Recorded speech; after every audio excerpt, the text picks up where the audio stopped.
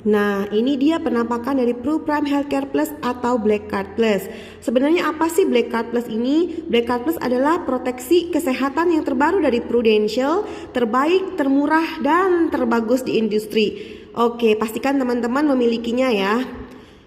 Siapa aja sih yang bisa memiliki kartu ini? Nah, bagi yang udah berusia 30 hari usia sebenarnya sampai usia 70 tahun usia berikutnya. Jadi tahun ini 69, tahun berikutnya 70 itu bisa ngambil PPH Plus ini. Tapi kalau udah lewat dari 70 udah nggak bisa lagi ya teman-teman. Nah, jadi pastikan sebelum usia itu teman-teman udah memiliki. Karena semakin lama semakin tua semakin mahal, oke?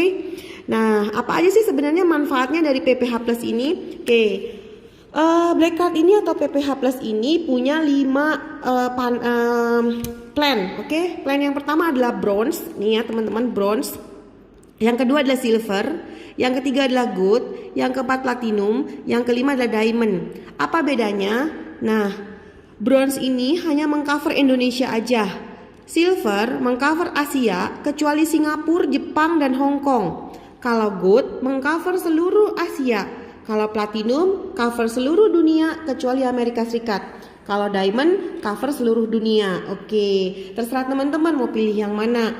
Kalau teman-teman bilang, saya mah mentok-mentok berobat di Singapura, ya udah berarti teman-teman ambillah yang gold. Saya mah mentok-mentok ambil di Malaysia, gua nggak akan lah ke Singapura. Jadi teman-teman ambil aja yang silver sudah cukup. Oke. Nah, saya kasih contoh yang Jessica. Jessica ngambilnya gold, teman-teman ya.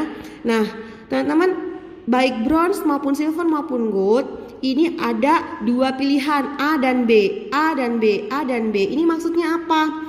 Kalau teman-teman pilih A, itu artinya 1 kamar 2 kasur yang terendah di rumah sakit. Kalau yang B itu 1 kamar 1 kasur.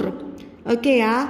Nah, sampai di gold juga sama, ada A dan B. Nah, saya kasih contoh yang Jessica ya. Jessica ngambilnya gold B, 1 bed 1 room. Oke, berarti cover seluruh Asia, termasuk Singapura, Hong Kong, dan Jepang. 1 kamar 1 kasur. Oke.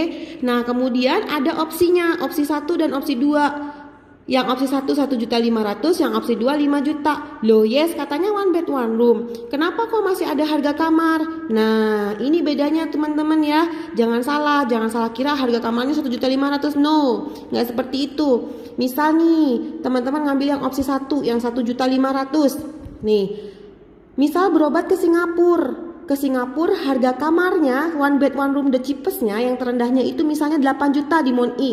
Maka teman-teman tetap di cover full, nggak kena prorata. Oke, jadi abaikan dulu ini opsi-opsinya. Yang teman-teman ingat adalah 1 bed 1 room the cheapest di rumah sakit itu. Jadi kalau teman-teman ke Singapura harga kamarnya 8 juta, meskipun teman-teman ngambil opsi 1 tetap di cover 1 bed 1 room tanpa prorata. Tapi kalau misalnya nih Jessica ke Garut atau ke Tasik, terus tiba-tiba demam dan harus masuk rumah sakit di Garut atau di Tasik. So, di rumah sakit di Tasik 1 bed 1 room the cheapestnya harganya 500.000. Misal begitu ya, di Tasik 500.000. Nah, Jessica boleh upgrade, boleh naik ke VVIP atau VIP yang harganya 1.500.000. Jadi gak melulu 1,5 aja. Nah, kalau ada produk lain kan pokoknya 1 bed 1 room, meskipun hidup di situ gue peceng 500.000, ya tetap harus masuk yang 500.000. Nah, kalau di sini teman-teman boleh upgrade, boleh naik ke yang VIP atau VVIP.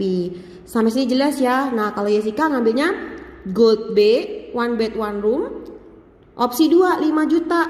Jadi kalau misalnya nih Jessica masuk ke Boromius, amit-amit nih ya masuk ke Boromius, di sana 1 bed 1 roomnya yang cheapestnya 1.500.000 misal.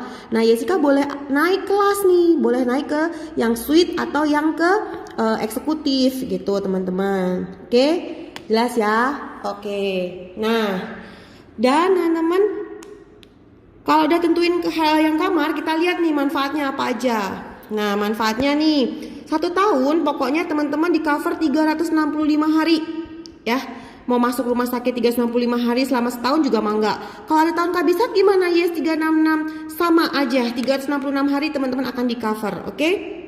Untuk ICU-nya teman-teman ya, termasuk semuanya ini yang di sini, itu di cover 150 hari setahunnya ya teman-teman, sesuai tagihan. Kalau udah lebih dari 150 hari meren udah check out dari muka bumi ya teman-teman. Oke, Kemudian ada biaya kunjungan dokter umum. Maksimal 2 kali kunjungan per hari. Nah, maksimal 2 kali kunjungan per hari. Jadi satu hari dokter umumnya itu boleh jenguk teman-teman pagi dan sore, itu sesuai tagihan. Oke. Nah, kemudian kunjungan dokter spesialis atau subspesialis maksimal 2 kali kunjungan per hari per jenis spesialisasi. Jadi meskipun teman-teman mau pakai dokter spesialis 10 misalnya ya. Nah, 10-10-nya boleh mengunjungi teman-teman pagi dan sore, itu semua di cover sesuai tagihan. Oke.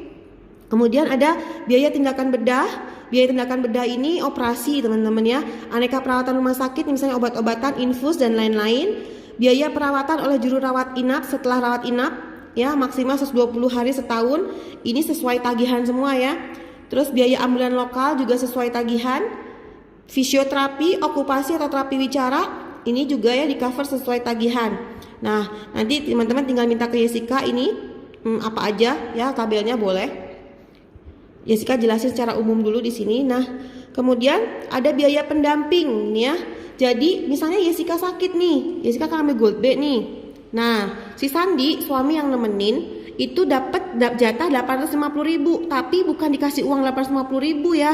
Misalnya mau pakai extra bed atau makanan dari rumah sakit itu dikasih di cover sama Prudential. Oke ya. Kemudian biaya perawatan sebelum rawat inap dan biaya perawatan setelah rawat inap nih ya. 30 hari sebelum dan 90 hari sesudah rawat inap itu di cover sesuai tagihan. Oke.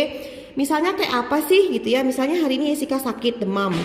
Udah gitu gak sembuh-sembuh 3 hari, Jessica ke dokter, kata dokter disuruh periksa darah. Kemudian Jessica periksa darah dan hasilnya kata dokter demam berdarah, harus masuk rumah sakit. Kemudian Jessica masuk rumah sakit 7 hari. Nah, selama 7 hari di cover sama Black Card. Kemudian setelah keluar dari rumah sakit Jessica masih harus cek dokter, periksa darah lagi. Jelas ya. Nah, biaya sebelum Jessica masuk rumah sakit itu yang ke dokter dan cek darah, dan setelah keluar dari rawat inap itu semua boleh dirembes teman-teman ke Prudential dan di cover dengan sesuai tagihan. Oke, jelas ya. Kemudian ada biaya bedah, rekonstruksi payudara dan rekonstruksi wajah teman-teman ya. Nah, ini teman-teman asalkan akibat dari kecelakaan maupun cancer itu dua-duanya di cover sesuai tagihan ya. Tapi kalau untuk rekonstruksi wajah, bedah plastik karena pengen cantik, pengen mancung, enggak di cover. Oke. Kemudian ada biaya penggantian biaya donor pihak ketiga. Misalnya Jessica ginjal dan harus transplantasi ginjal, Jessica mah pasti di cover. Nah, orang yang nyumbang ginjalnya ke Jessica juga di cover sesuai tagihan. Jadi nggak cuma Jessica aja tapi yang nyumbangnya juga. Oke. Kemudian ada manfaat santunan harian. Per hari maksimal 100 hari per tahun. Nah, ini kalau Jessica ngambil Gold B, ini dapatnya 1.500.000. Ini maksudnya gimana sih, Yes? Misalnya, Jessica punya ProPrime Black Card ini yang Gold B. Kemudian Jessica juga punya BPJS atau asuransi lain misalnya gitu ya. Anggap aja pakai BPJS. Jessica teh cuma demam biasa. Palingan juga habisnya kecil. Udahlah Jessica pakai BPJS aja. Nah, Jessica punya PPH, tapi Jessica di covernya pakai BPJS. Maka kata Prudential teh gini, oke, karena lu punya PPH, tapi lu nggak di cover PPH, di cover sama BPJS, maka lu dikasih ganti uang santunan harian ya, sehari di rumah sakitnya 1.500.000. Jadi ini bisa double claim sama BPJS, gitu teman-teman ya, ngerti ya? Oke. Nah, itu yang untuk manfaat rawat inapnya. Sekarang saya mau jelasin yang rawat jalannya. Oke.